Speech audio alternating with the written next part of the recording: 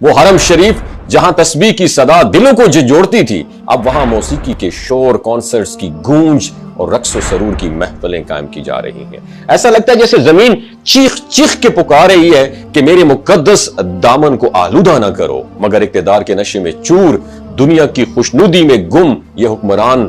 they are not ready to listen، سننے کے تیار نہیں ہیں۔ یہ سب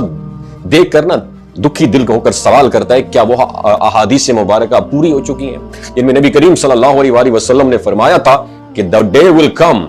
ایک وقت آئے گا جب عرب کے صحرا محلوں میں تبدیل ہو جائیں گے، جب امت کے لیڈر گمراہ ہو جائیں گے اور جب بیت اللہ کی حرمت پامال کی جائے گی۔ کیا ہم وہی دور دیکھ رہے ہیں جس سے رسول اللہ صلی اللہ علیہ وآلہ وسلم نے فتنوں کا زمانہ کہا تھا؟ آج جب ہم دیکھتے ہیں کہ وہی سعودی عرب جس نے کبھی صہیونی طاقتوں کو للکارا تھا، آج انہیں یہودی طاقتوں کے ساتھ ایگریمنٹ کر رہا ہے، ان کے فنکاروں کو انویٹیشن دے رہا ہے اور ان کے نظام کو اپنانے کی کوشش کر رہا ہے۔ ہم اگر کرکٹ میچ کھیلتے ہیں، ہم 100 روپے پر میچ رکھتے ہیں، 1000 روپے پر میچ رکھتے ہیں، جو ٹیم ہار جاتی ہے اسے 1000 روپے دینے پڑتے ہیں، جائز نہیں ہے، جوا ہے۔ سب ٹیمیں پیسہ لگاتی ہیں، جیتنے والے کو پیسہ دیتی ہیں، ہارنے والوں کا پیسہ ڈوب گیا، اٹ از کالڈ جوا۔